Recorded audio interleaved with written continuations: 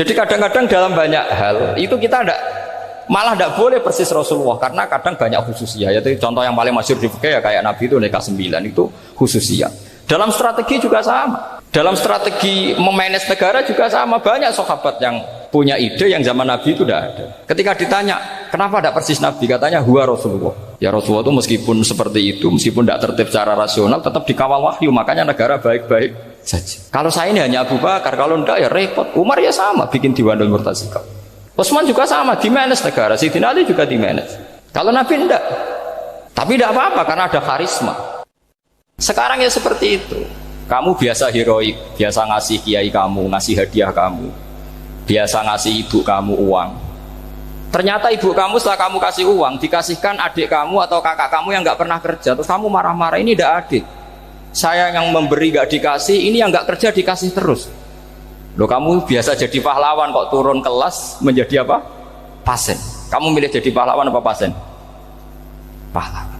Jadi sebetulnya faham-faham ekstremis ini dari kegoblokan. Dari kegoblokan berpikir nubuwah sehingga tidak punya rasa ibadah.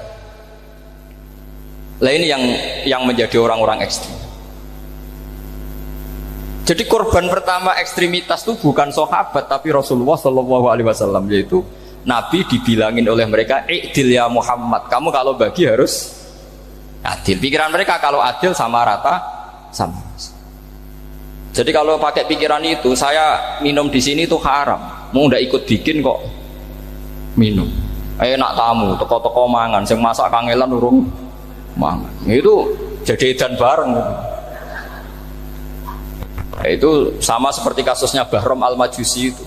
Dia itu seorang raja kaya, punya anak cantik. Dipikir-pikir, anakku ayu dirabek nang liya rugi, sing gedhekno aku sing rumah aku dirabi wong liya. Maka dia berpikir mau dinikahi sendiri. Karena tadi melihat Mas Nadif ya orang Kenya tadi, apa Nigeria. Terus malah gak layak itu maksudnya orang. Ini Mas Nadif ini termasuk harus mendukung gerakan tidak ekstrim. Nyawanya masih itu karena barokahnya beliau agak-agak gitu. Tapi nggak sampai liberal ya, agak-agak pokoknya itu. Karena ketika ada gerakan ekstrim di Mesir, itu termasuk dia DPO. Ternyata setelah ada intelijen, beliau pas buka itu nggak makan dulu tapi rokok dulu. Wah ini mesti orang sekuler, nggak ekstrim. Akhirnya nyawanya sampai sekarang itu barokahnya rokok pas iftar itu pas. Saya tanya ini masih hidup ya Mas? Ya pernah sepuh sama saya. Jadi pikiran-pikirannya Bahram itu seperti itu. Walhasil akhirnya Bahram itu menikahi anaknya sendiri. Masyhur itu dalam cerita. Jadi ceritanya itu ada seorang wali tidur di Masjid Haram sama Rasulullah, ditemuin gitu. Terus kata Rasulullah, salam saya untuk Bahram Al-Majusi. Ternyata dicari-cari nggak ada Bahram lain kecuali Bahram yang berdua, bahkan anaknya sendiri mau dinikahi. Ya cara berpikir karena seperti itu. Kalau kita berbuat banyak harus dapat banyak. Itu bahaya. Bahaya sekali karena kalau dalam teori beragama itu al-yadul ulya khairum minal yadis sufla. Kalau biasa ngasih ya ngasih saja, itu heroik. Itu bagus. Jangan biasa ngasih sekarang bermental apa? Pas. Makanya saya itu kalau ngajar di pondok yang dulu pernah saya belajar di situ atau yang pernah sepuh itu, dikasih itu bingung. Karena saya ya masih waras itu. Jadi kalau dikasih itu bingung. Tapi banyak juga guru-guru yang dulu ngaji lama setelah ngajar di pondok alma maternya nuntut. Saya tidak tahu itu. Itu sudah ada agak-agak kayak itu tadi. Walhasil si Bahram tadi itu, ini cerita harus saya teruskan karena nggak boleh diputus. Dapat salam dari Rasulullah. Ternyata di balik nakalnya dia itu pas mau bulan pertama, malam pertama itu ada seorang janda sepuh ke situ. Ganggu dia tentu ya. Ketika dikejar pulang lagi sampai 3 kali. Dia tanya, kenapa Bu kamu begitu? Katanya, saya ini anak-anak saya kelaparan. Kalau saya pulang anak-anak saya nangis minta makan. Saya ingin minta Anda. Tapi setelah saya ingat Anda ini majusi, saya mukmin, saya mukminah, saya pulang. Ya sudah Bu, kamu di rumah saja. Nanti saya kirimi makan. Dikirimi sendiri, padahal dia seorang raja, orang kaya. Barokahnya itu dia dikasih tobat sama Allah. Dan paginya ketemu tamu, yang mengirimkan salam dari Rasulullah SAW. Akhirnya Bahram ini menjadi Muslim.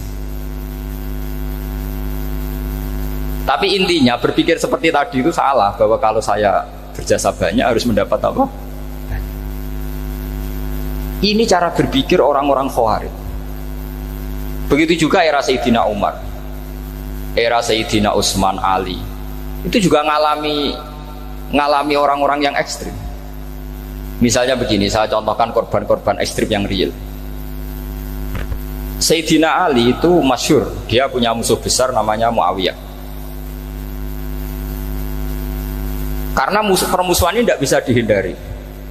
Jadi kalau dalam fikih Islam ini, anak-anak saya ajari fikih, kalau orang mukmin membunuh orang mukmin itu hukumnya dosa besar apa kecil? Besar. Itu di bab kisos. Tapi orang fikih itu unik. Di fikih itu ada kitab usial namanya. Di takrib ada kitab usial. Dan di situ ada penjelasan mangkutila duna mali fahuwa syahid. Orang yang dibunuh karena membela hartanya atau keluarganya, itu dia mati syahid.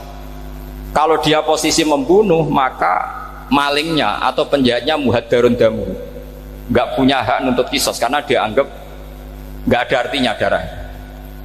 Nah sekarang begini, suatu saat ada garong ke rumah Anda, ingin membunuh Anda karena ingin mengambil harta Anda.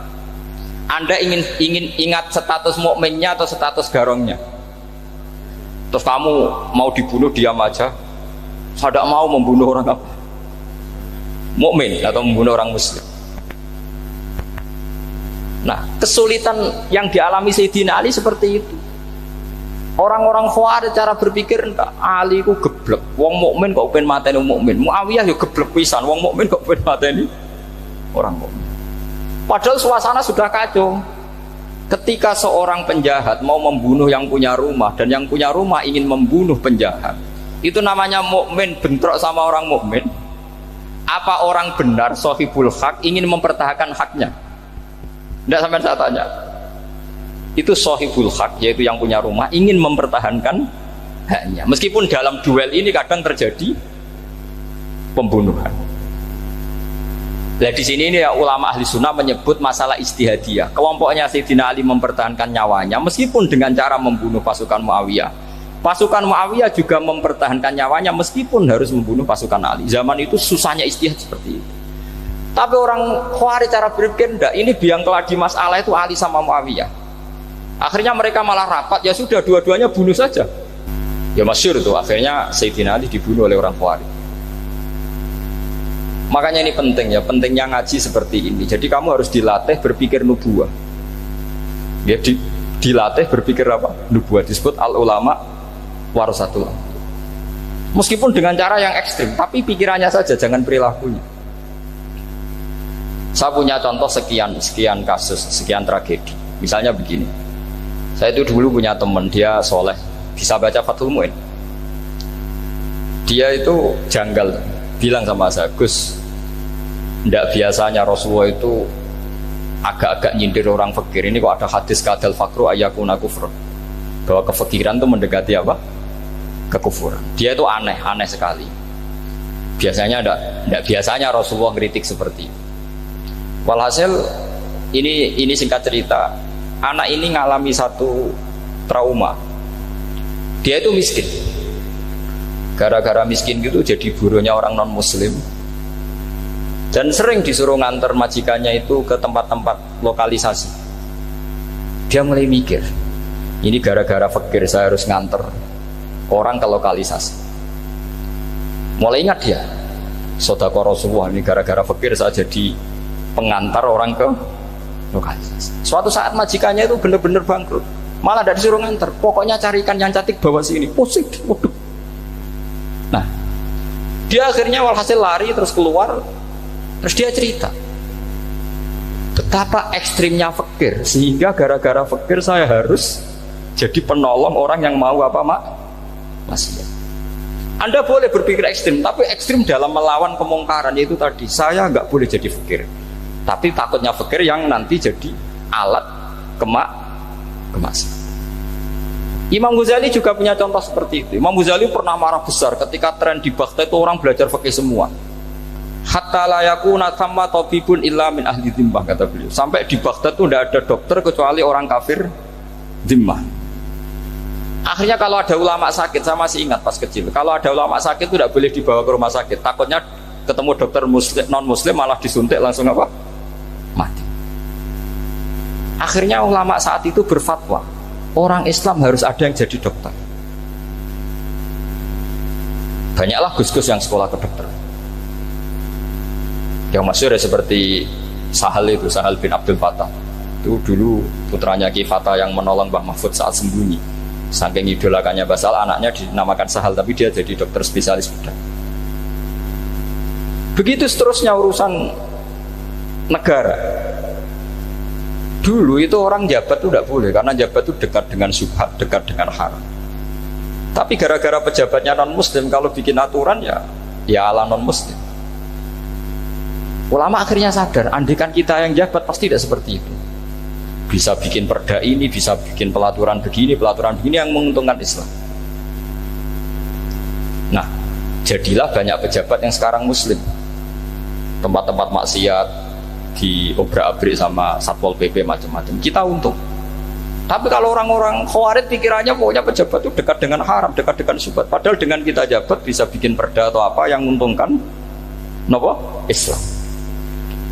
Kemudian menjadi masalah baru secara fikih. Ini adik-adik dengerin biar kulino senam fikih. Kalau caleg soleh, misalnya Mas Nadif nyalek, ini tadi tak guyoni, mau jadi bupati ndak, kalau ya mau usah dukung. Jadi misalnya gini ya, Zaid sama Bakar, misalnya Bakar itu orang soleh, mau jadi calon lurah. Dia tahu kalau dia lurahnya kampung lebih baik. Kalau yang jadi ini Zaid, itu kampung itu rusak karena dia suka dugem, suka macam-macam. Kemudian Zaid ini pasti jadi karena beli suara. Misalnya per kepala itu dibeli 50.000. Bakar ini kalau nggak beli suara kalah. Padahal dengan kalahnya Bakar artinya kemenangan, kemungkaran. Itu zaman era Fathul Mu'in, muridnya Ibnu Hajar Al-Hitami. Ibnu Hajar muridnya Abu Zakaria Al-Ansori itu fatwa. Yang soleh ini wajib beli suara, bukan boleh, wajib beli suara. Nah, tapi ini namanya tidak nyuap, perlu dicatat. Ini namanya tidak nyuap. Jadi tidak bisa kamu kaitkan misalnya ar-rosi wal murtasi finnar. Yang nyuap maupun yang menerima suap adalah sama-sama di neraka. Tidak bisa seperti itu, karena logikanya dibalik. Sekarang Bakar ini beli suara itu untuk membeli kebenaran, untuk mengawal kebenaran.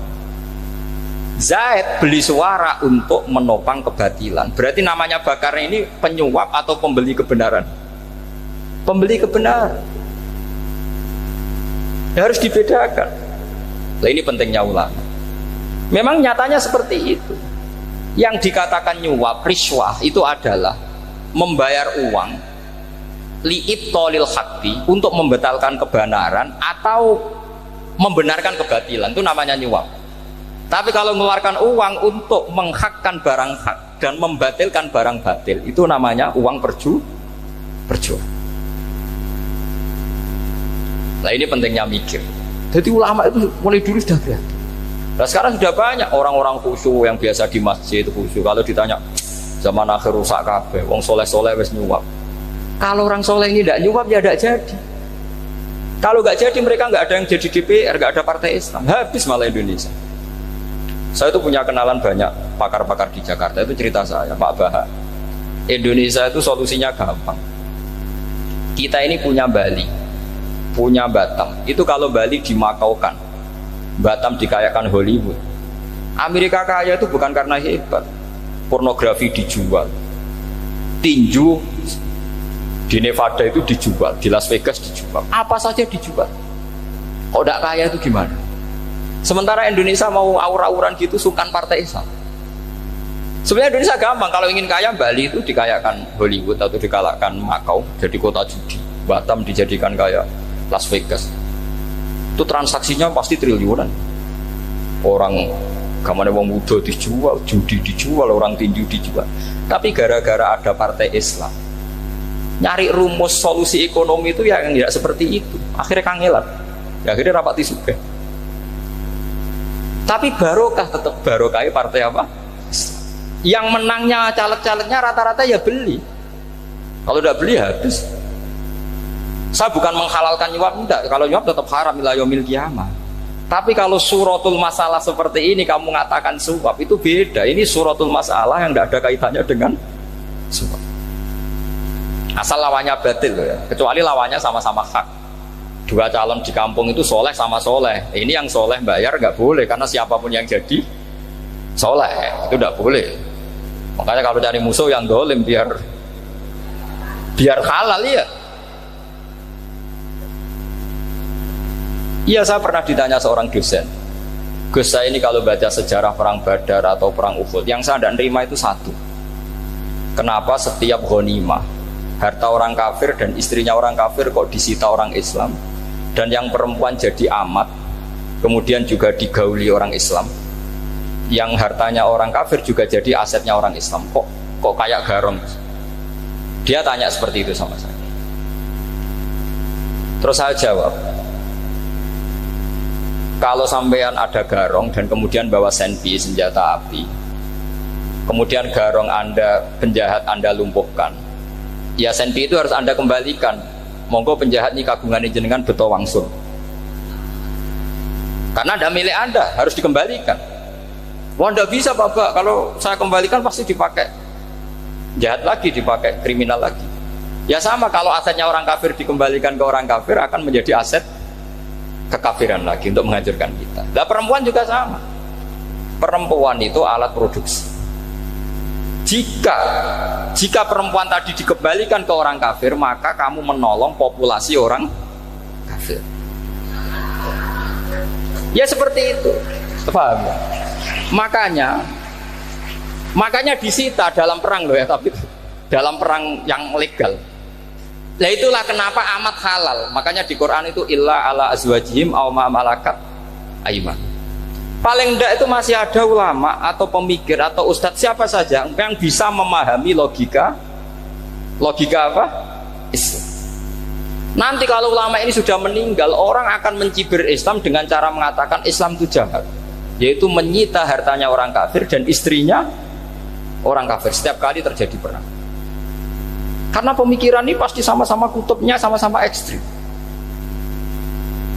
Jadi ini penting saya katakan. Makanya masyhur itu perdebatan Sayyidina Ali dan Muawiyah.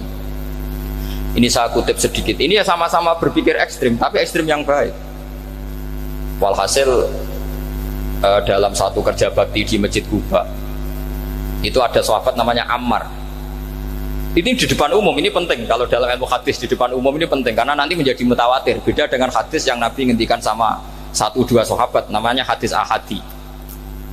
Di depan umum Nabi guyon gini sama Ammar, ya Ammar waihak taqtuluka alfiatul baghiyah. Ammar, kamu ini nasib kamu itu agak sial. Karena nanti yang membunuh kamu itu kelompok yang tidak benar. Alfiatul baghiyah itu kelompok yang tidak benar. Itu disaksikan sekian sahabat.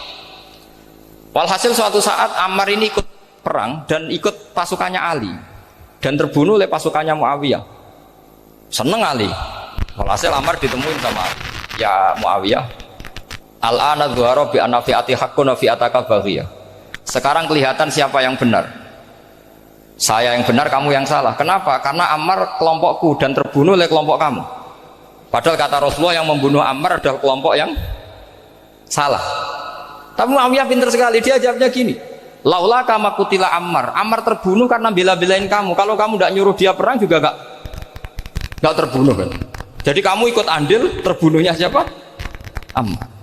Tapi apa kata Sayyidina Ali? Idzan qatala Rasulullah Hamzah. Kalau teori itu Anda pakai, Rasulullah pun membunuh Hamzah. Sekarang Hamzah perang karena suruhan siapa? Rasulullah. Yang membunuh Hamzah siapa? Wahsy. Kalau teori itu Anda pakai, berarti Rasulullah pun membunuh Hamzah. Terus fasa kata Muawiyah, Muawiyah diam. Jadi fikih pun tuh diputuskan lewat pikiran ekstrim. Tapi bukan ekstrim yang merugikan orang lain. Ya, kalau merugikan orang lain namanya sudah la darara wa la dirar, dia menyalahi aturan itu. Makanya saya pernah ngaji di sini dulu ketika tahun kemarin. Fikih-fikih Islam itu punya rumus, itu ya gara-gara pikiran ekstrim sebetulnya. Saya pernah nyontohkan adalah Orang tuh kalau sholat jenazah itu mayitnya di depan. Itu ulama fikih tidak ada yang punya alasan. Mau hanya bilang gini, hakada wajadna salafan wa khulafan. Mulai dulu kalau nyolati mayit ya jenazahnya di depan. Ya hanya gitu saja, tidak punya alasan. Makanya ulama lain mengatakan tidak apa-apa jenazah di belakang, yang sholat di depan. Kenapa? Fa innaha laysat bimanzilatil imam. Memangnya jenazah imam kok harus di depan?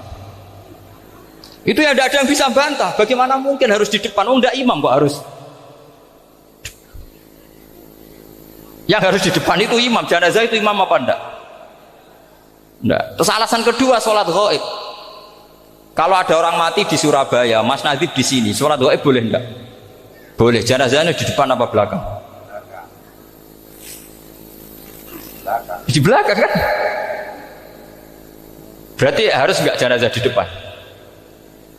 Ya dia mau ngakeh yang jelas kalau itu.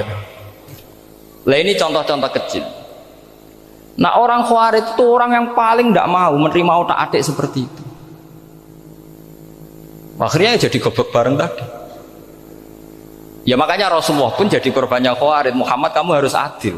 Karena pikiran mereka adil itu yang memberi banyak ya dapat banyak. Kalau pikiran nubuah tidak seperti itu. Kalau yang biasa memberi, biasa heroik, biasa baik ya biar tetap biasa memberi. Jangan dilatih jadi apa? Fasih. Ini mungkin adik-adik juga agak keberatan, tapi harus dilatih.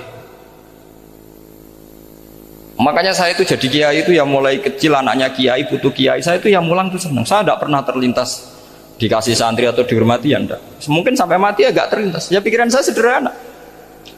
Biasa mulang pahlawan malah sekarang pasen itu malah kayak cemen, kayak turun kelas gitu. Jadi saya terus ya enggak kepikiran sama sekali. Loh kalau saya minta sama Allah karena itu atasan saya. Makanya ada ulama yang ekstrim gini, ini kisah nyata. Ada ulama alim datang ke seorang raja. Rajanya ini soleh padahal. Ternyata pas raja itu berdoa, ya Allah saya kasih ini, kasih ini. Padahal ulama tadi itu mau mengajukan proposal, mau minta apa gitu. Terus dia pulang, ketika ditanya, Pak Kiai kenapa pulang? Ternyata raja itu minta zat yang sama yang saya mintai. Kalau raja saja masih minta, ngapain saya minta raja? Saya akan minta zat yang dimintai raja. Terus pulang dia. Wah itu ya pikiran ekstrim, tapi bagus ekstrimnya. Saya akan minta zat yang dimintai raja. Kalau sampean kan enggak, uteke saya les, sholat dinteni, tetap jalo. Oh, orang mikir seperti itu. Mang wis salah didik, salah itu tadi. Nah, ini harus dilatih. Masyhur itu ketika Nabi pas Fathu Makkah itu, orang-orang Ansor komentari Nabi gini, ketika Nabi sangat happy di Mekah, sangat enjoy di Mekah, kata orang-orang Ansor, amar rojul fa'adroka durok fatun fi ahli wa ulfatun fi asyiroti. Namanya orang pasti happy kalau di kampung halaman. Jangan-jangan Rasulullah itu nanti hidup di Mekah lagi, karena Mekah sudah dikuasai orang Islam. Beliau pasti kangen sama keluarga, sama Mekah. Tapi ya sama, ketika Rasulullah mulai ngasih itu, orang-orang Quraisy dikasih banyak, orang Ansor juga pikirannya seperti itu. Baru orang Ansor dilatih pikiran nubuwah, yaitu tadi mereka itu dapat kambing, dapat sapi terus pulang. Kamu mendapat saya, milih mana? Milih Rasulullah Shallallahu Alaihi Wasallam. Sekarang kamu saya balik. Kamu punya kiai, kamu bisa memberi hadiah, memberi beliau. Suatu saat kiai Anda ini kaya raya, terus sering ngasih orang-orang yang nggak pernah berjasa. Kamu nggak pernah dikasih. Itu kalau pakai pikiran Khawarij, kiai ini salah karena ngasih orang yang tidak berjasa. Tapi kalau kamu pakai pikiran nubuah, enggak. Alhamdulillah saya tetap istiqomah memberi kiai itu. Dan alhamdulillah enggak dibales. Semoga balasannya di akhirat. Ya sudah seperti itu. Kalau pakai pikiran gengsi tadi seperti itu. Masa biasa memberi sekarang posisi diberi. Saya rak turun kelas. Jadi sebetulnya pikiran ekstrim itu boleh, tapi untuk yang seperti ini bukan ekstrim yang tadi. Makanya ini disebut al-hujjat. Al-hujjat itu satu logika yang bisa mematahkan asumsi awal. Ini saya harap santri-santri matolek putra maupun putri berpikir seperti ini, sehingga sama. Jadi misalnya sekarang dibalik, kalau ada orang NTT yang masih non muslim, itu orang kafir yang harus dibunuh atau orang kafir yang harus didakwai. Mesti pikirannya itu, kalau Nabi itu ya semua yang didakwai Nabi dulu orang kafir. Nah, ketika Nabi di Mekah itu pertama ketemu orang kafir itu dibunuh atau didakwai? Didakwai. Ya berarti pilihan sekarang ya didakwai bukan dibunuh. Nah soal perang tuh perang tuh beda dengan membunuh. Ada janjinya, ada macam-macamnya, terus nggak ada solusi, itu baru ada apa? Perang. Jadi kalau sudah dibalik-balik gitu, makanya kata ulama-ulama, Khawarij itu pasti salah. Pasti salahnya adalah kalau orang tidak benar ya dibenarkan, bukan dibunuh. Kalau setiap orang kafir dibunuh, Nabi kapan jadi nabinya? Karena orang kafir habis. Jadi metode bil hikmati ya ada, al-mau'izatul hasanah ya ada, karena orang kafirnya sudah apa? Mati. Terus pertanyaan kedua, kalau Nabi harus ekstrim ngapain? Yang awal Jibril, halnya Israel lebih efektif.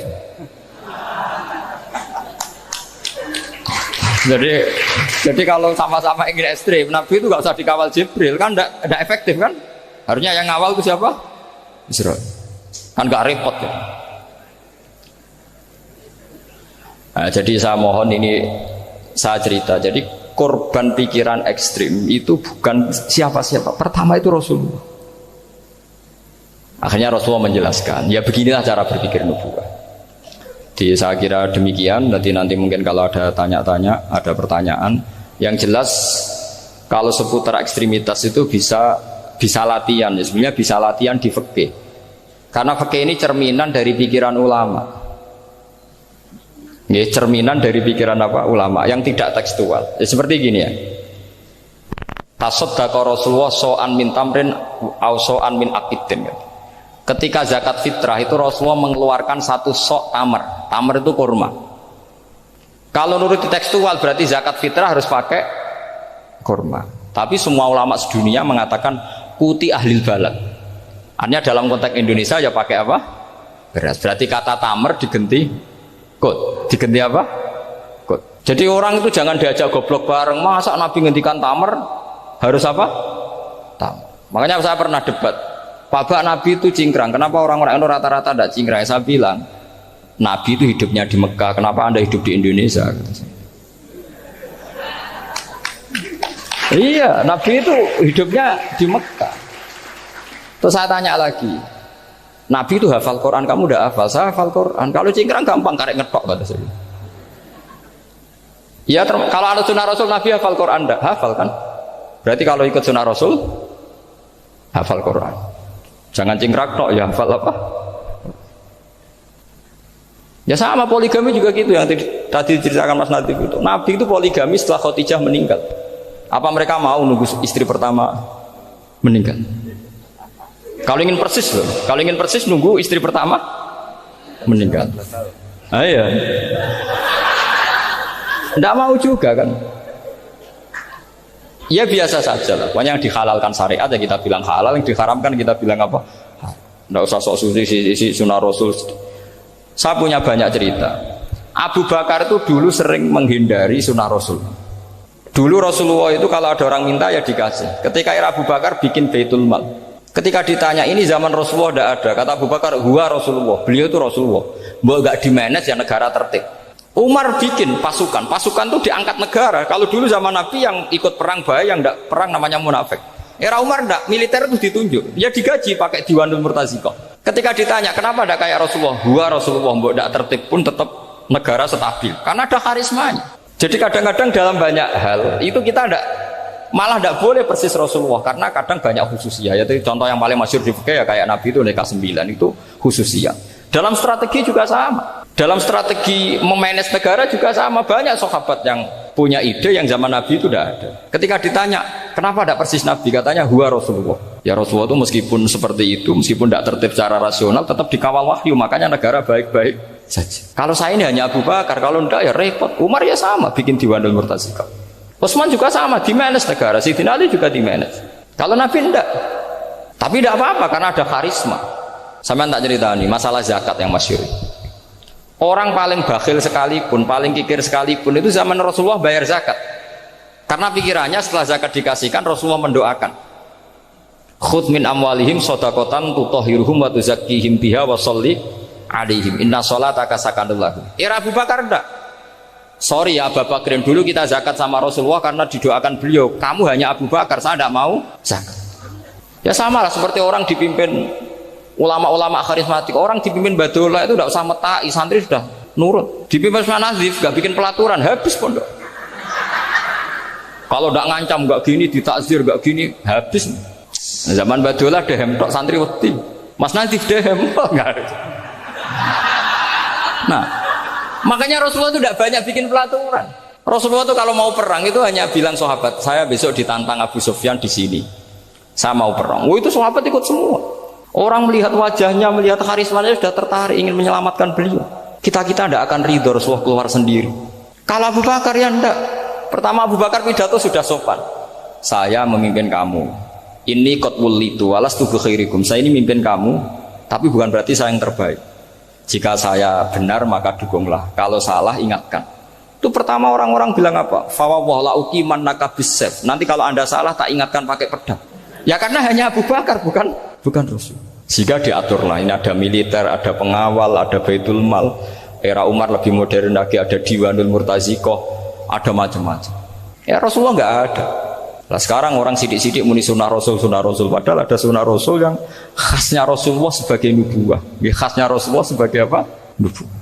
Coba Nabi itu istrinya 9, semuanya cerita tentang tahajudnya Nabi, witirnya Nabi.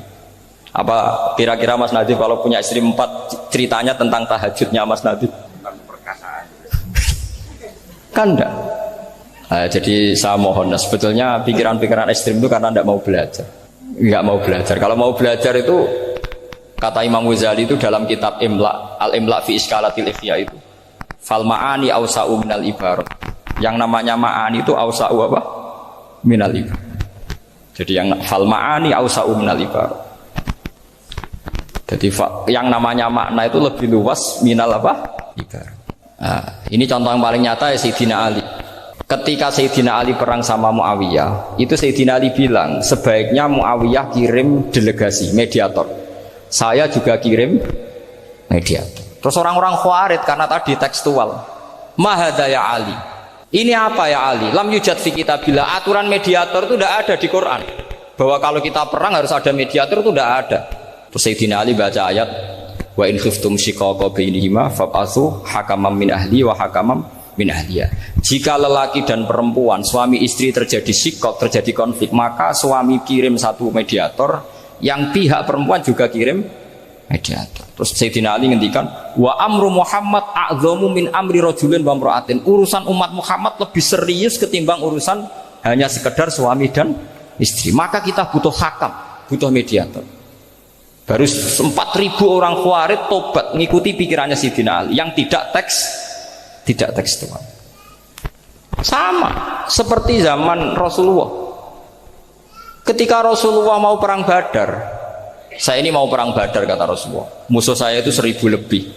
Kalian hanya 313. Apa kita teruskan? Itu sahabat langsung bilang gini, saya itu hafal teksnya.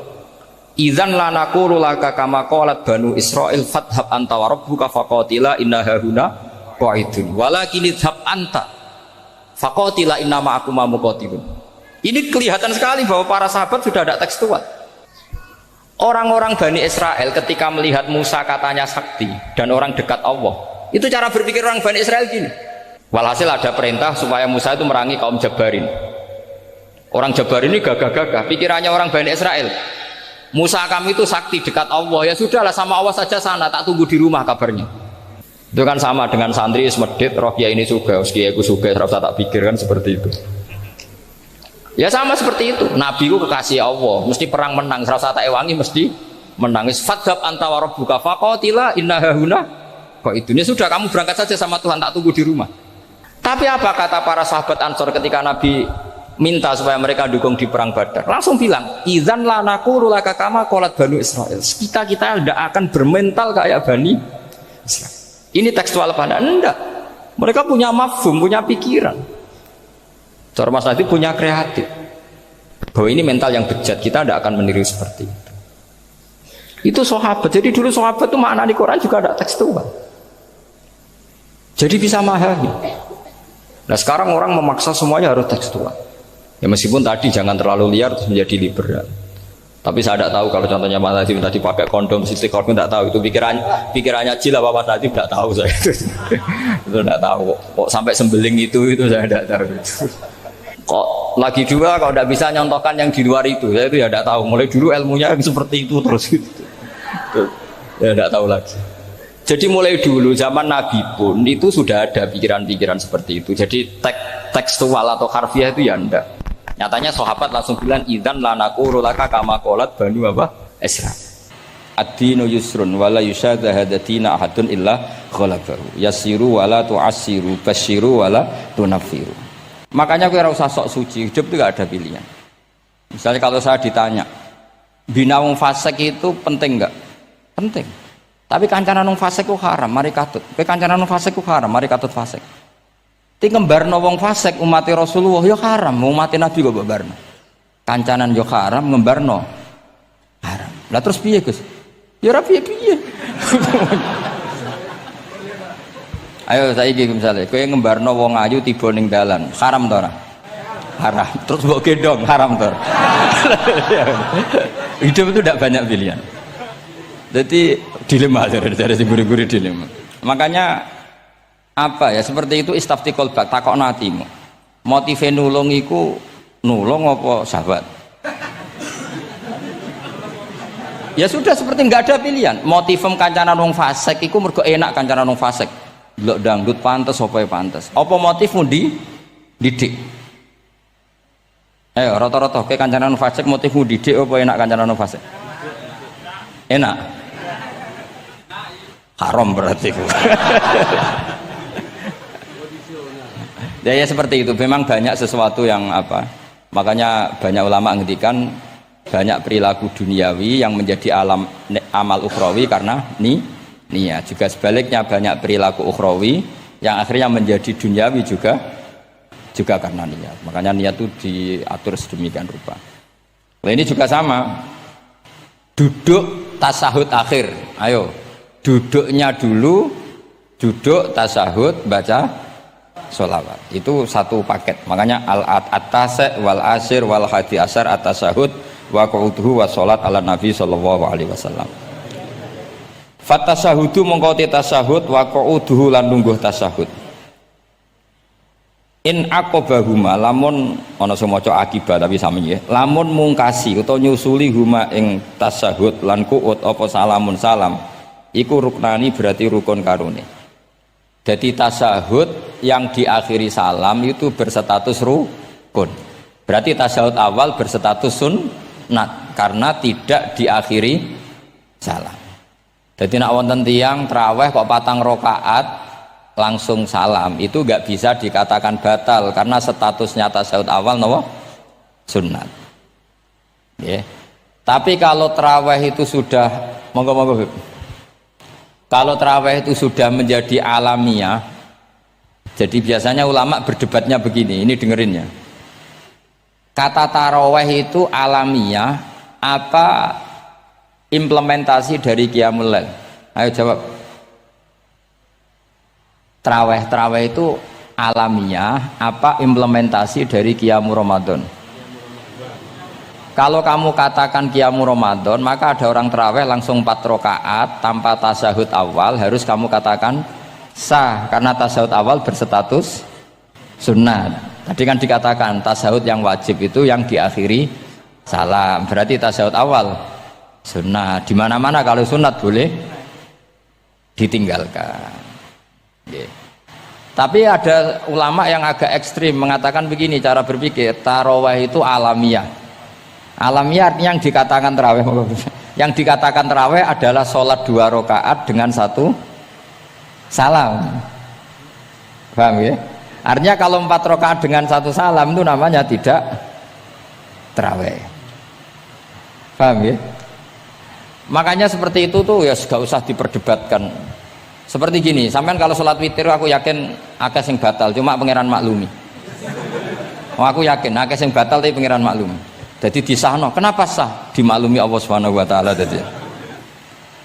Kamu kalau witir kan 2 rakaat dulu. 2 rakaat setelah itu. Sekarang pertanyaan saya, ketika 2 rakaat kowe niat tembi. Wong niate witir kok genep.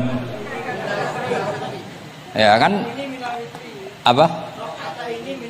Lah pertanyaannya begini, ketika rakaat ini minal witri, kemudian orang ini ternyata Enggak nerusno sing sak rakaat. Itu sah sebagai witir apa salat biasa? Loh, ada nih ya. Murid temu beling-beling ya. Modelnya itu mau rasa ya. Tapi ya apa kagak zaman akhir ya sahabat. Ndak, ketika 2 rakaat itu jenenge salat witir apa ndak gitu saja pertanyaan. Orang oleh ngeper, jawabnya ngono tok. Ketika 2 rakaat itu witir apa enggak? Tidak. Lah iya. Lah iya ikut paket witir. Berarti niatnya sampean gini, ya Allah saya sholat 2 rakaat, ini paket witir loh Gusti.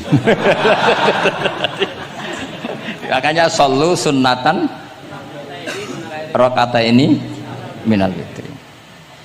Jadi seperti itu kan bingung kita. Nah sekarang begini, ndak ini latihan fikih karena saya pengajar fikih. Kalau ada orang sholat, ya saya ulang lagi ya, ada orang misalnya begini, ada orang sholat terus sarungnya itu pas sampai dengkul, sampai lutut. Kalau dia rukuk pasti jengking pupune ketok. Iku batale ngenteni wis rukuk apa mulai pertama batal? Enggak jawab sudah. Apa? Ketika rukuk apa mulai berdiri sudah batal? Ketika rukuk. Awas eling-eling ya. Ndak ini undian berhadiah. Itu di Asbawan Nadhair itu ada pertanyaan gini. Lalu yang dikatakan sholat itu apa? Yang dikatakan sholat adalah satu akwalun wa af'alun muftatahatun bitakbir muhtatamatun. Nah, lalu ketika dia rukuk itu batal. Batal yang batal apanya itu Pak? Wong dia belum berbentuk sholat. Berbentuk sholat itu kan kalau sudah absolut sampai salam. Yang batal itu apanya? Wong sholatnya erong kasil lah. Bingung tuh sahabat mesti. Jadi makanya pertanyaannya itu apa ya? Fikih itu kadang ya sudah seperti itu memang angel. Makanya kalau kamu melihat perempuan itu di takrib itu melihat perempuan yang ajnabiyah itu haram kecuali untuk sekian hal. Termasuk muamalah. Terus ngopi dianggap muamalah repot. Sekarang pertanyaannya, kamu ngopi demi melihat apa melihat untuk ngopi? Nggak jawab. Lah anak niatnya ngopi, mestinya kan brewok lah ya di ngopi ini kan gitu. Cek bakule brewok, cek bakule komisen. Kopi enak. Nah kira-kira agak haram itu mesti begini. Saya sama Habib Ali jalan ke Jakarta terus ngantuk ngopi. Kebetulan bakule ayu insya Allah halal karena orang niat. Nak sampean kan gak apal. Wah sing pojok kono wae. Wah itu mesti haram itu tak jamin itu. Goblok ngopi kok ning kene ning kono wae. Kalau saya sama Habib Ali enggak. Jadi ya Habib mlaku-mlaku ngantuk ngopi. Kebetulan bakule ayu. Ya terus wong kene wong saleh ya cepet ya ini bahaya iki. Nak pas umat saleh ya gitu. Kalau enggak pas wah cocok ya. Lah mulai ngomong cocok itu masalah kan. Makanya pertanyaannya itu yang halal itu nazar li taklim apa taklim li nazar? Apa? Nazar, mbok kowe sing muni. Jadi itu masalah-masalah fikih memang. Makanya kalau berteman orang fasik itu hati-hati ya. Kalau itu kamu lihat umatur Rasulullah sallallahu alaihi wasallam yang perlu kamu selamatkan, yang perlu kamu bina, jenenge tarbiyatul fasik, membina orang fasik. Tapi kalau kamu memang bermental fasik, ini namanya mualah, berkawan sama orang fasik. Itu hukumnya langsung rubah. Kalau mualah ya haram, kalau tarbiyah sunnat atau bahkan wajib. Lah takok bedane piye Gus? Ya takokno awakmu. Ya sudah seperti itu, enggak ada jawabannya sudah. Wis engko nang akhirat fa yunabbiukum bima kuntum ta'malun. Wis engko apa piyambak sing apa menghisab. Mun kula terusno ya. Wa illa fasunnatani wa illam yaqib huma salamun fasunnatani. Terus ini aturan pokok fikih sebenarnya wa kaifa ada jaza. Sebetulnya aturan duduk itu enggak ada. Kamu duduk gaya apa saja itu sah. Wa kaifa adalan hale kaya apa lungguh sapa wong jaza mengko wenang apa ikilah kuut. Terus tenggene lungguh teng napa? Tasyahud akhir misalnya kowe sila ya sah. Gaya lungguh apa sah? Meskipun ya rada kurang ajar, mau sholat arang-arang wae kok.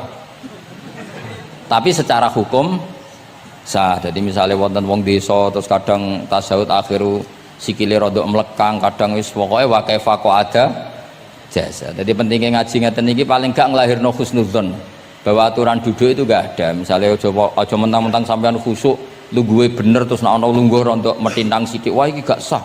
Gak tau ngaji. Kowe sing ora tau ngaji maca wa kaifa ada jaza. Aneh-aneh. Kowe sing ora tau ngaji wa kaifa ada jaza. Enak ora tau ngaji malah nuduh. Iso wae sing lungguhe ora bener ku wali malah lara wae. Meskipun agak-agak ya ora. Ono wali kok lungguhe ngono. Tapi nek misale wali tenan kualat sampean. Wa kaifa ada jaza. Terus hukum itu penting. Sehingga kalau sampean haji tenggene Mekah niku salat itu mau macam-macam. Kula sing nganti saiki iskal tapi wis ora iso protes. Niku lho, Beb. Wong kuat ngadeg nggawa kursi, nak salat kok lungguh. Nak teng Indonesia wong salat lungguh ora ngentosi bener-bener lemah. Ning Arab gak kuat nggawa kursi. Salate lungguh. Engko nak ngarep iku sofa kosong, kursine digawa. Ya lungguh meneh. Batinku lungguh kursi ngalor idul kuat kok salate. Nak teng Jawa iku anggere ngape mati jek salat ngadeg. Kursi nenteng. Jadi ya kalau mboten ngerti nih. Ada lagi yang orang Arab, mungkin Arab Bedui. Itu kalau ada yang nelpon, itu teleponnya dijupuk. Jap soli. Kalau aku dong ditakoi, Gus iku madzhab apa? Aduh, mbaya ketoke madzhab goblok. Apa disalahno iku wong Arab? Wong Arab. Ora disalahno iku. Akhirnya debat. Soli iku pirang huruf? Ya telu nak cara nahwu nggih. Shot lame sitok kan tasdid berarti telu. Telu wis batal lho. Batal. Pas ya. Yo kok pas. Seru repot. Serepot-repot. Sementing sampean ngerti gitu. Terus salat iku wa kaifa ada jasa. Terus ngerti ngaten iki niati ben husnudzon mbek umat Rasulullah sallallahu alaihi wasallam. Nah sampean gak ngerti ilmu iku gampang suudzon. Lungguh kok ngono ning dinggon salat tasawuf akhir lungguhe ya ngene. Lah lungguh yang dilakukan Rasulullah itu bayangan ideal, standar ideal tasawuf akhir duduke ya kaya Rasulullah sing ditirokno para ulama sampai guru-guru kita. Tapi ku tetep standar afdholiyah, standar utama. Tapi sakjane wa kaifa ada jaza. Jadi penting sanggep ae ben mari husnudzon. Di misalnya orang tasawuf akhir kok ambek swilo ngono wis. Anggap ojo terus aliran nih, ojo ngono sih. Iki bar ngaji Minhajut Thalibin lagi seneng-senenge praktek ngono. Tapi ya ora pati wali, mesti wali kok kontroversi aneh-aneh. Cuma umpama ngono kowe aja langsung darani gak sah. Apa meneh nuduh aliran. Wis biasa wae, tapi aja praktekno nggih. Pokoke umume wong lah ben gak kontroversi. Tapi kalau ngadepi wong liya tetap kita keyakinan wa kaifa ada jasa dengan duduk gaya apa saja sah. Kados sing teng Arab yang gendut lho Beb nak salat kan sikile di slujungno. Mergo jajal tahiyat kados umume tiyang nggih geblek kula nate ora wong gendut nata wetenge kan gak iso. Dadi lungguh sikile bujur. Lah mergo jajal praktekno guling tenan. Nah niku takbire ya wa kaifa ada jasa. Tapi panganan ya ora sopan wong sowan pangeran kok ngono iku terus piye? Lah ya Pak ini baru kayak ngaji gitu terus wong niku ben gampang husnudzon ambek umat Rasulullah sallallahu alaihi wasallam. Mergi kita tuh gak mungkin bayangno donya ideal ora mungkin. Kok jeneng roh tiyang tawaf ngono semacam-macam. Coba misalnya mboten enten pendapat Imam Malik sing darani batale wudu nyuwun sewu lamsu maknane jima. Madzhabe Abdullah bin Abbas. Lah sampean tawaf ya mesti rasah, mesti kedemek wong wedok. Kedemeke wong ayu-ayu, kadang kowe ya gelem tenan. Lha itu satu-satunya solusi ke kita intikal napa? Mazhab. Oh, tetep ra iso ora kedemek. Wis aku ora ganteng lah tetep kedemek. Niat khusyuk gitu tetep kedemek. Apa meneh awale wis rapati khusyuk. Lho kula wis wong khusyuk ae kedemek. Kula nate tawaf haji, kula haji tahun 2012 nomor 13. Bar tawaf Beb niku tok sa'i ku entuk bojone wong ya. Dadi dekne nyangka aku bojone dicekeli pundakku. Wong tawaf wong lanang kan ngomong kan dari belakang kan sama semua. Bareng terakhir didelok, lho jebule ora. Piye gitu. Lah aku ya ora krasa wong lagi usul pangeran ojo bayang. Aku ojo bayangno kok sampeyan terus krasa mboten. Wah ngenyek wong niku ngenyek wong. Mboten kula pas iku intenan eling pangeran tenan gak krasa ora sing nyekel. Pas niku lho bos sak teruse ra pokoke pas iku. Mergo iku beb tawaf kula nu setengah 3 esuk. Ya sak fase-faseke wong nak yamono wae eling pangeran to beb dadi pas khusuk-khusuk. Nganti ana wong nyekel iku gak krasa. Bareng bar tawaf lho jebule wong wedok bojone wong. Wah matane wong. Mulane Quran nak ngelingno kita iku napa? Faman farada fihinnal hajja fala rafasa wala fusuqa wala jidala fil hajj. Jadi potensi fase ku malah pas haji. Fil haji fi ku ing dalem. Lah kok mboten sebuti teng Arab niku wong nak mboten haji iku wajahe ditutup nganggo cadar. Tapi nak pas ihram malah wajah wajib dibuka. Iku wis mari uji nyali tok. Kalau nate di konco khusuk tenan ya, khusuk alim. Niku nate di kesempatan ngambung Hajar Aswad. Pas sampai ngambung, pas entuk detik ngambung, pas ana wong Turki wayu pas ngambung. Niku cerita teng kula, cara tak terusno Gus. Iku ora kena Hajar Aswad. Kena pipine cah wedok niku. Lho pangeran niku kok iso detiknya sama, Bu. Pas sampai ngambung, pas posisi Turki yo, wahyu. Lha iku wong alim eling ayune, ora eling Hajar Aswad. Bareng rezeki wae. Mulane Hajar Aswad itu ngenes, mulane jare Hajar Aswad aku dhisik putih. Gara-gara dosane Bani Adam dadi ireng. Mane kata yang haji nangis kan termasuk niku, nyesal deh. Jebule wong sing rayu bojone tok wong nundune wayu kabeh. Sing bagian niku maksudnya. Dadi jan repot. Pangeran niku nguji ngoten faman farada fihinnal hajja fala rafatha wala fusuqa wala jidala fil hajj. Bener nak salat. Sak fasek-faseke wong pas salat iku mesti warung lanang-lanang. Salate ning masjid ngarepe wong lanang, pinggire wong lanang. Haji mboten. Masjid Haram, masjid paling suci sak donya, tapi itu uji nyali tenan. Kalau di kanca haji beb tiyang Magelang khusuke sak pol. Selawase ra tau salat jejer cah wedok. Niku salat jejer cah wedok sing disuci ti cah wedok. Nangis betul. Lah kula rapati khusuk ya ora nangis biasa wae. Nangis. Lho sampean nek musim haji beb kan kredit. Dadi kanan kirine wedok ning ngarepe wedok. Dekne sujud gelem ra gelem kudu ning bokonge cah wedok. Sing ning cerita-cerita kitab lho, nak haji hujud ku ning bokong. Lha iku tebakan bokonge wong wedok. Nangis. Gus kula niku tiyang Magelang, sak urip-urip kula ora tau jejer wong wedok. Wong khusuk. Katoke bakat dadi wali, katoke wong khusuk. Nangis bar haji. Gus kula napa hajine mboten ditampi kok nate ngalami sujud. Aku piye ben ngandani wong khusuk bingung kok ngandani wong khusuk. Ngongkon istighfar ngundine ra salah wong kepeksa. Ngongkon nikmati wong khusuk kok tak kon nikmati. Lho cara sing takok sampean. Aku meni gayamu. Jawabnya gampang, cara sing takok sampean jawabnya gampang. Nggih piye? Paling gayamu apa? Iki sing takok wong khusuk. Ya akeh sing takok sampean gayamu. Sing takok nu tiyang khusuk mek nangis tenan nyesel. Memang haji itu unik, makanya Allah ngikatkan fala rafatha wala fusuqa wala jidalu fil hajj ing dalem pas nglakoni. Mencen uji. Jidal kaya ngoten. Ana wae sing mari muring-muring. Wis niat khusyuk, niat sabar bebe. Ana wae sing marai muring-muring. Memang ujian betul.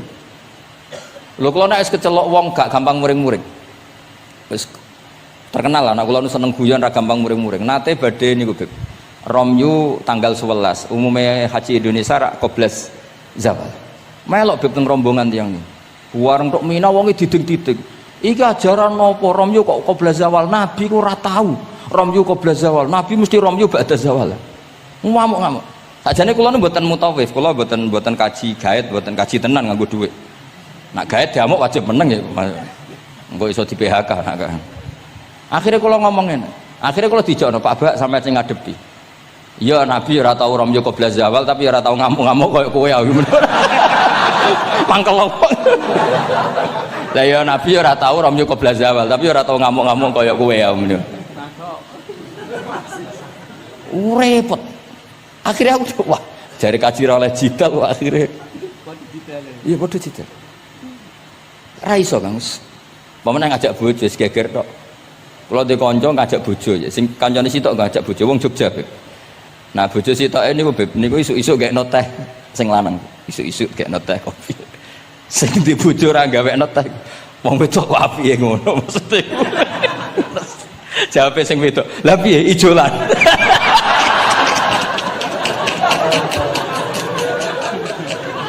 Dadi wong lanang kok kadang spontan kan yo kacau. Cah wedok ku cek apike mbek bojone. Piye Mas, ijolan maksudnya. Wis pancen jare amit pas kaji. Ayo sapa sing kaji ora jidal kok ben ora raine. Sing ngene iki lho.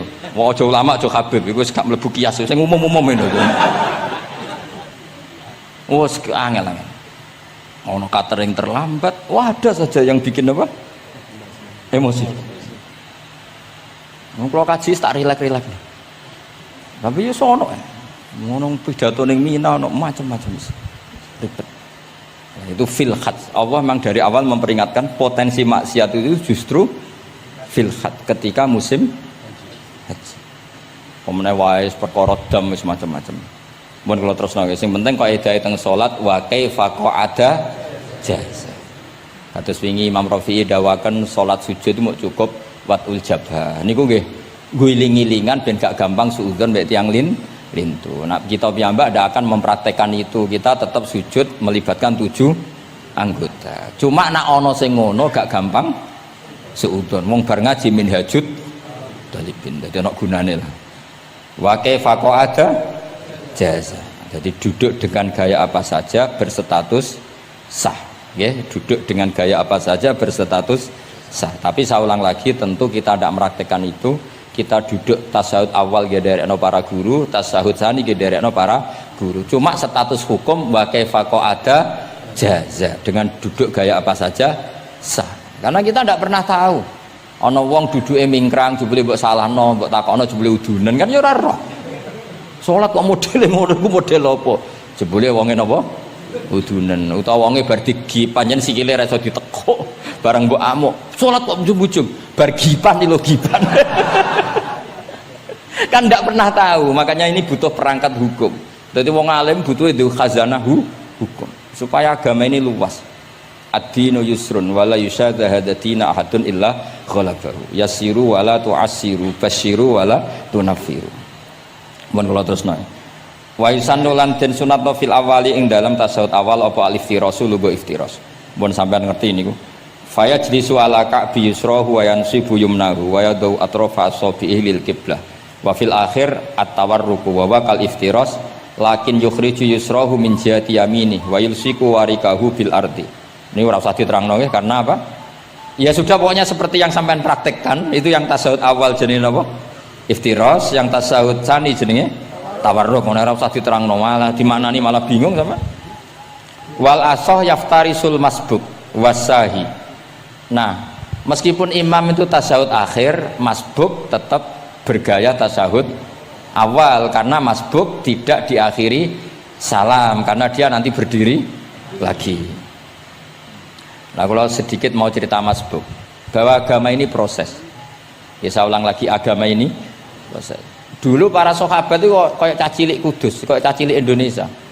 Jadi dulu para sahabat itu kalau Nabi sudah rakaat ketiga atau rakaat kedua, niku takbir terus sholatnya digebut.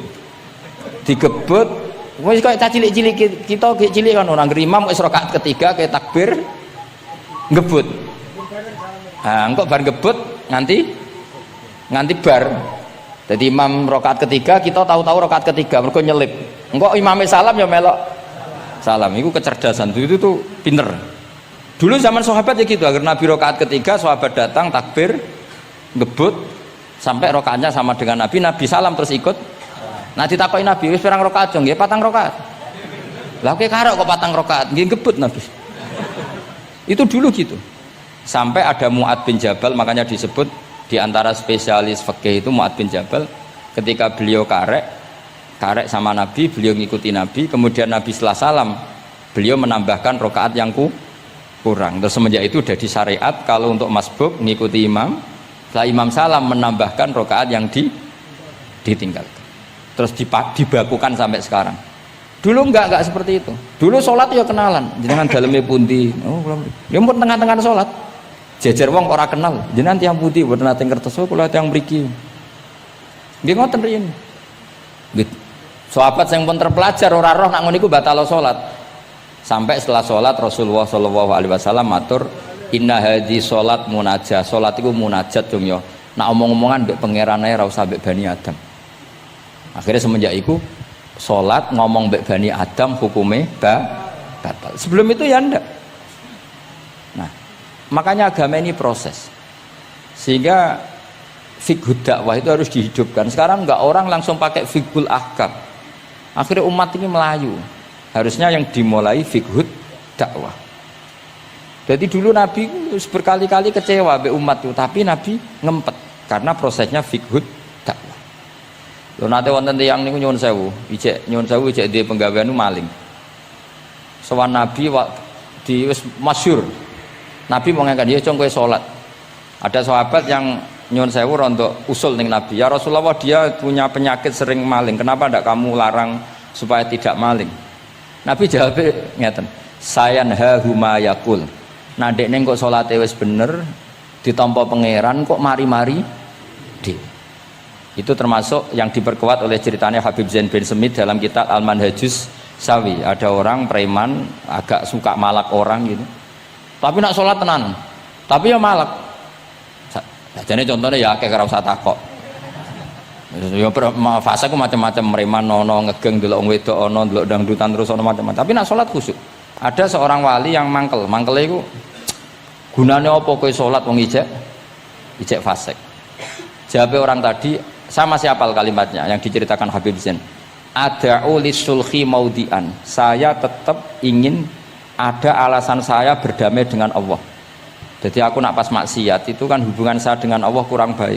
Maka saya tetap akan menjaga 1-2 perilaku saya yang saya menjaga perdamaian dengan Allah. Istilahnya dalam bahasa Arab ada'u lisulhi maudian. Saya tetap punya sisi musolahah berdamai dengan Allah. Sehingga suatu saat mungkin Allah sang pas ridho, sholatnya dia makbulah, kemudian dia jadi wali. Makanya kita ini nggak pernah tahu Allah ridho pas kita apa, juga nggak pernah tahu Allah benci pas kita apa. Sehingga raiso sampean muni apa gunane kaji nek ijek kelakuane ngono, apa gunane ngaji Minhajul Thalibin ora usah ngono. Saya pas sampean ngaji, pas ra paham, terus ridho mek kodok qadar. Wah diridani pangeran, wong kondang tenan, wong ra paham kok ridho mek kodok qadar. Sing paham ujub, wong goblok kabeh sing pinter aku tok. Waduh, nyoro lek kula nang ngono. Jadi kita tidak pernah tahu Allah itu meletakkan ridhonya di mana, meletakkan sukhtunya di mana. Wonten orang Hawariyin dalam cerita Ihya. Orang Hawariyin itu orang-orang hebat, wali-walinya Allah, pengikut Nabi Isa. Ono preman liwat. Si preman ini spontan melihat orang-orang soleh itu tertarik, langsung ikut gabung. Saya ulang lagi, langsung ikut. Si wali di antara Hawariyin ini ada yang risih. Aku terkenal wali kok jejer preman, risih deh.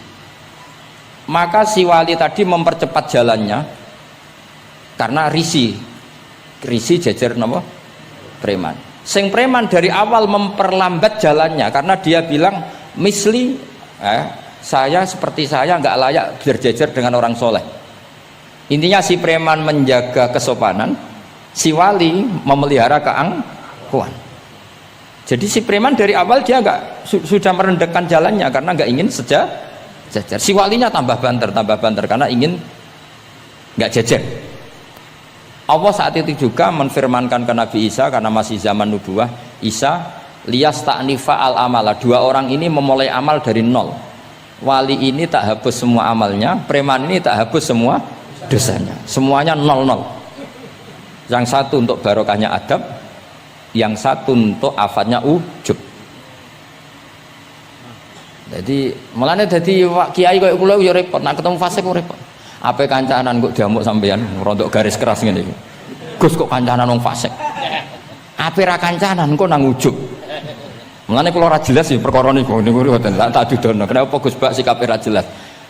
Ya bawaane wong alim ora jelas, bocah kok kandhane angel. Dadi bawaane wong alim ora jelas. Tapi ora jelas ya wow, karena ape kancanan wong fasik engko kancanan wong fasik kok dadi syariat ya ndak mungkin. Sok suci ya ora. Nah, makanya didawakan Allah laisa laka minal amri syai'un au yatuba alaihim au ya'dzib. Dadi wong fasik kok potensine disepuro pangeran tapi ya potensi disiksa pangeran. Nah delok potensi di sepuro kita oleh ngancani, nah delok potensi di siksa kita ora oleh. Masalahnya kita tidak tahu. Nggih, masalahnya kita tidak tahu. Delok tenggene cerita-cerita wali. Wong sowan Sunan Bonang iku nggawa gula salam templek ra mesti dadi wali. Kalijaga sing kenale lewat begal dadi wali. Kalijaga kenal Sunan Bonang pertama iku mergo napa? Begal. Kenalane wae lewat begal. Tapi malah dadi wali. Suraka kenal Nabi ku perkara ape bacok. Mergo dekne ku ana sayembara sing iso nyekel Muhammad, ya tentu dijangkar wong sing ngomong wong kafir, sing iso nyekel Muhammad. Mulane dadi kiai ku bingung. Nak nyeritakno tarikh kok nyebut Rasulullah kan gak mungkin wong kafir kok kiai sayembara sing nyekel Rasulullah sallallahu alaihi wasallam dikei hadiah. Ya mosok wong kafir kok sayembarane muni apa? Sing nyekel Rasulullah sallallahu alaihi wasallam tak kei hadiah. Sing bacok Muhammad Rasulullah sallallahu alaihi wasallam tak kei hadiah kan mboten mungkin wong kafir kok muni ngono. Sing kiai sing bingung sing nyeritakno kiai apa muni? Sing nyekel Muhammad tak kei dhuwit. Muni Muhammad kan kadung ra kulino wong. Cara sampean dadi kiai ya milih ndi? Nyeritakno omongane wong kafir. Milih. Mulane kula kadang kiai ora di pilihan bahasa. Mergo mulane Imam Suyuti sopan-sopane wong tapi namune Iqra ya Muhammad. Mergo iku satu-satunya kesempatan jangkar Kanjeng Nabi. Kan sing dawuh Allah Iqra. Lah mesti Iqra ya Muhammad. Mergo Allah sing dawuh ning Kanjeng. Tapi nak kita ning Kanjeng Nabi kan gak mungkin muni ya Muhammad. Sekamane ana sayembara, sapa sing iso nyekel Muhammad tak kei unta 100. Suraqah tertarik ikut. Tapi barokah kesalahan itu malah roh mukjizat Rasulullah sallallahu alaihi wasallam. Ketika pe baca napa ambles sampai ping 3. Lah iki awale salah niate yo salah, tapi pangeran ngersakno untuk hidayat. Barokah salah iku roh mukjizat Rasulullah sallallahu alaihi wasallam. Ya seraro dunia iku ora ero. Ana wong saleh sak labah, amen jamaah sampai diarani hamamatul masjid. Tapi ceritanya seperti itu akhirnya. Semulane donga ya muqallibal qulub tsabbit qalbi ala dini. Kita ndak pernah tahu. Ya sudah seperti itu. Paham ya? Tapi ya kita tentu ngikuti syariat wa kullun muyassarun lima khuliqalah. Mohon kula terusno. Qultu al asah ad-dhammu. Terus sing donga sing diwaca teng tasyahud nggih kula waca bismillahirrahmanirrahim. Qultu ala sah wa anna Muhammad Rasulullah sabata fi sahih Muslim wa alam wa aqalli salat ala Nabi sallallahu alaihi wasallam Allahumma sholli ala Muhammad wa ali wa ziyadah ila Hamidum Majid tumeka maring Hamidum Majid.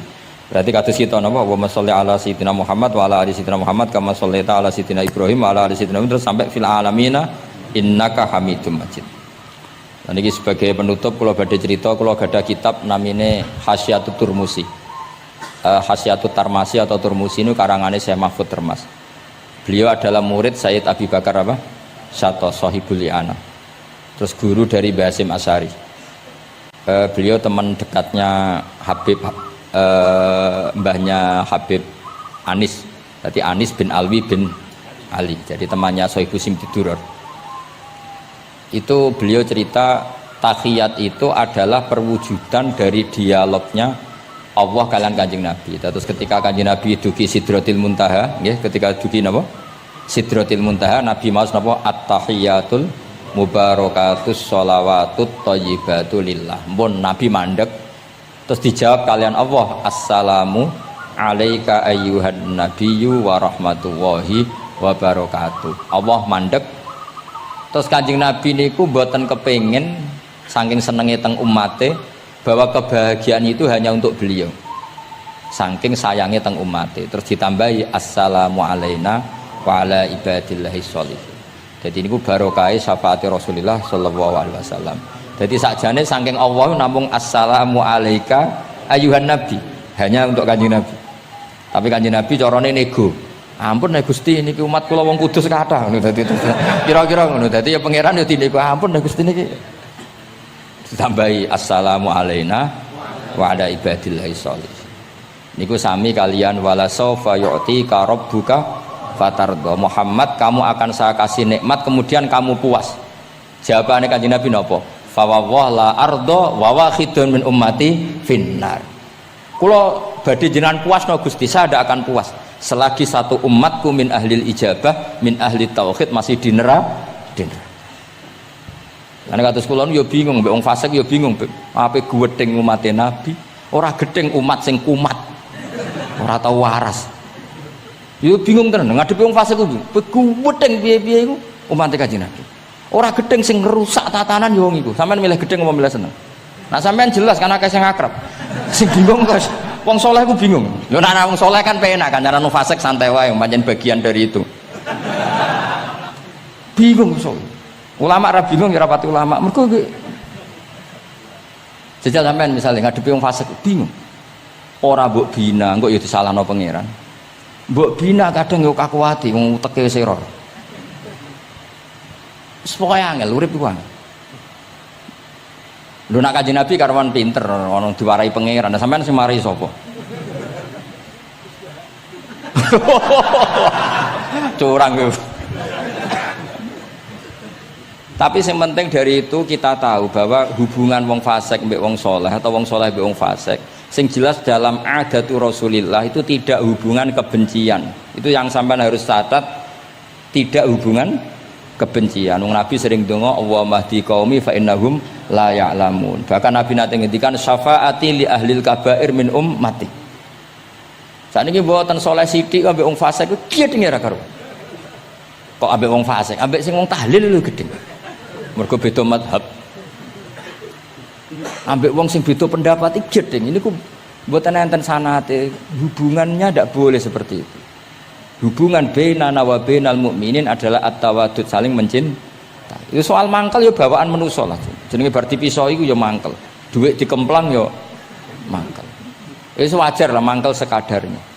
Tapi kita tetap menaruh empati bahwa sosial seperti ini tidak terus-menerus. Bisa saja suatu saat dia soleh sekali, dia menyaur semua uang yang dia bawa, bahkan melipatkan, tapi bukan karena riba, melipatkan kesalahannya menjadi kelipatan kebaikan.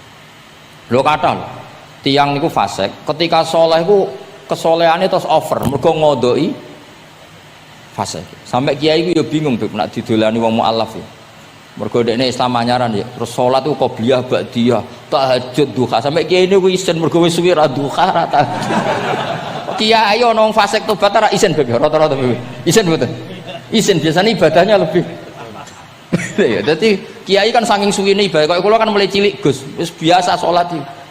Ketemu wong lagi tobat. Qobliyah, ba'diyah, duha. Nak Jumatan mangkat jam 11. Gus, bingung kan? Kene main masbuk kan. Aduh. Mulane santri agar ono ibadah tenanan, oh anyaran niku perkarane mangkel kalah napa? Saingan. Repot. Wis pancen yo repot, urip-urip. Angel ngadepi donya nu angel, wow. Tapi Rasulullah itu kayak apa? Hubungannya ngendikan Allahumma hdi qaumi fa innahum la ya'lamun. Ketika sama orang fasik malah Nabi ngendikan apa? Syafaati li ahlil kabair min ummat. Syafaatku iku iso nulungi wong umatku senajan to dosa gedhe. Ya tentu ora kok terus dadi syariat. Ngono dosa gedhe oleh ya pun ngoten. Ki dosa gedhe sul khotimah taqabbalallahu minna minkum ki aneh-aneh. Cuma niki kula cerita, kebencian sama orang-orang sana, orang-orang seperti itu tidak sunnatu Rasulillah sallallahu alaihi wasallam. Sunate Nabi niku nek ana wong fasik iku didongakno dibina. Mergo piye-piye iku umate Kanjeng. Masyhur kan ada sahabat itu namanya Abdullah. Ya Abdullah itu nganti wong lali jenenge nak Abdullah ini teng Bukhari. Wong nyeluk iku khimar saking nakale. Niku senengane mabuk. Lucune ndekne mabuk nang terminal gak gelem. Ning alun-alun gak gelem, nak mabuk senenge ning masjid Kanjeng Nabi. Dadi kadang wong saleh yo lucu ya. Ora para kiai ku gak enak, tapi kok sing dibodoni ya kiai. Mulai dhisik wis ana niku. Dadi ora para kiai ku ora kepenak padahal fasik. Engko tapi sing dibodoni yo kiai. Singkat cerita nak bar mabuk mbek Nabi ya dijilid. Dijilid itu diberi sanksi lah. Binial ya sandal atau apalah wa atrofis siap. Tapi akhirnya sahabat karena sering orang itu salah, mereka melaknati itu. Terus kono niku penuh laknat, ngarepe Kanjeng Nabi kok sering mabuk, sering gini-gini. Jawabe Kanjeng Nabi napa? Ini teng Bukhari. Ini harus saya utarakan mereka orang-orang itu hadisnya sahih ta ora. Sedurunge takok tak omong iki ning Bukhari. Mbok kowe roh mbok ora wong tak omong iki ning Bukhari. Daripada ra roh takok sahih enggak ngono ya. Ya beb di kota iki kene takok sahih ta ora. Nyorok saiki ape dalil mikir akhir. Wedi dites oh. Kula ya tau dites ngono. Gus iku hadis sahih ta ora be wong kota. Mbah delok dhewe ya. Kowe iso maca ta ora tak anu. Lah mangkel wong, ajane kula ya ape dadi wong apian mau mangkelno, tapi wong kono mangkel sik ya. Daripada dadi udun wis tak omongno ae. Ngempet nang kesuwen jare wong Jawa dadi napa? Udun. Tapi apa kata Rasulullah? La tal'anuhu fa innahu yuhibbu wa rasulah. Aja geman nglaknati wong mabuk iki. Piye-piye seneng Allah mbek Rasul. Mulane ribet gitu. Kuwi ana wong joget pas selawatan kene ya bingung, mbok halal lho iku selawatan kok joget. Mbok haramno iku pira-pira jogete pas selawatan. Terus takoki hukume piye Gus? Sing jelas ora dihukum polisi kok. Lah ra iso jawab. Wah niki mboten fatwa lho niki guyon mawon. Pokoke iku ra ngono. Niki seksine wonten itratur Rasulullah sallallahu alaihi wasallam wonten putu-putune Nabi. Bingung pancen ngadepi malah parah meneh. Nuaiman sahabat senengane guyon, Nabi mau dibuli. Kok sahabat Nabi senengane nek ora di dhuwit iku nek ana bakul keliling. Ngene. Nabi aturi lah pilih sing apik, mangan mbek Nabi terus pun. Bar iku terus Nabi kok nyongkone hadiah. Bar iku bayar Nabi. Bar Kanjeng Nabi. Nah, Nabi ya mengsem tok. Nabi apian. Mulane ya ahli jajal mesti niru bae tenang ya kan. Dadi semoten. Lah Nuaiman saking nakal ini cerita. Cerita ini ada di Ihya, ada di Ithaf. Ono ad-Dharir, tiyang niku wuta. Wuta teng masjid, takok. Nggo nuyuh iku ndi? Dituntun mbek Nuaiman, seneng kene ra wis. Iku jan ning tengah masjid. Ngamuk-ngamuk, awas aku nak ketemu Nuaiman tak tutuk. Dekne krungu nak diancam ad-Dharir wong wuta. Hari ketiga digandeng meneh, Kowe kepengen roh ketemu Nuaiman. Yo endi wonge tak duduke. Dijejero Sayyidina Utsman. Pas iku Sayyidina Utsman isih salat. Iki lho Nuaiman. Kuwat dhuwur. Kuwekir masjid Amirul Mukminin. Dadi wong nak bodoni iku ora iso pisan, mesti berseri. Dadi lu bodoni pertama wis fatal, kedua luweh sahabat. Jadi sahabat itu macam-macam. Tapi kabeh iku fil jannah. Mergo menangi delok wajah Rasulullah sallallahu alaihi wasallam. Dan niku dawuh Nabi, aja laknati wong ngono-ngono iku piye-piye seneng Allah mbek Rasul. Itu di Ihya diterangkan, kalau masih ingat betul takbir di Ihya, saya masih ingat betul kalimat itu. Memang saya hafalkan. Falam yukhrijhu bil ma'siyah anil mahabbah. Saya masih hafal betul. Saya mencek itu di Ihya, mesti persis lafaz yang saya utarakan kan. Falam yukhrijhu bil ma'siyah anil mahabbah. Nabi tidak mengeluarkan seseorang dari status mahabbah hanya karena maksiat. Lo kata gak misalnya preman-preman ketemu Kiai Nyucup, ketemu Habib Nyucup, kata enggak? Gak ada. Diarani preman, mbek Habib tua dim Nyucup, Nyucup tenan, dikongkon nurut tenan. Jajal ora salat itu konroan. Resi daleme Habib Wali, oke wis seneng. Asal kon aja kon salat. Jadi artinya apa? Ya unik. Tapi barokah mahabbah itu semoga suatu saat jadi orang baik. Wong kula sering ketemu preman Nyucup wong tua-tuanan Nyucup. Tahu salat tenate. Tapi kalau sopan nggak sebab jenengan, bingung gak? Mulai nanti diceritani preman ini kisah nyata, neng kapal pesiar, preman sugih neng kapal pesiar. Itu tukaran dengan tiang cerita kalau berjoto si tiang. Kenapa? Teng kapal pesiar karena hari Jumat itu ada Jumatan. Nah, ada orang yang nggak Jumatan itu gak terima mereka jadi birisik. Wong hiburan kok ono apa? Jumatan. Nah pas gremeng iki dikira wong Islam sing fasik iki dijak gremeng seneng. Kapale wong akeh nyewa bareng kok dienggo Jumatan berisik. Ngene iki kudune ora usah Jumatan, wong hiburan kok ono Jumatan. Dicuwot to sampai sing ra Jumatan. Bingung kan iki. Lho kok joto? Lah aku ra Jumatan lah ra trimo nek wong nyek Jumatan. Fasik Indonesia iku pusing mikir. Kata sing ngono. Wah akeh. Pokoke Indonesia iku bingung, pengamat tuh pusing kowe. Yo bangga cerita kula bangga. Lah jajal lho, preman-preman sing ra salat, ana wong ganggu wong salat tu trimo ta ora kira-kira? Gak terima. Soale unik Indonesia.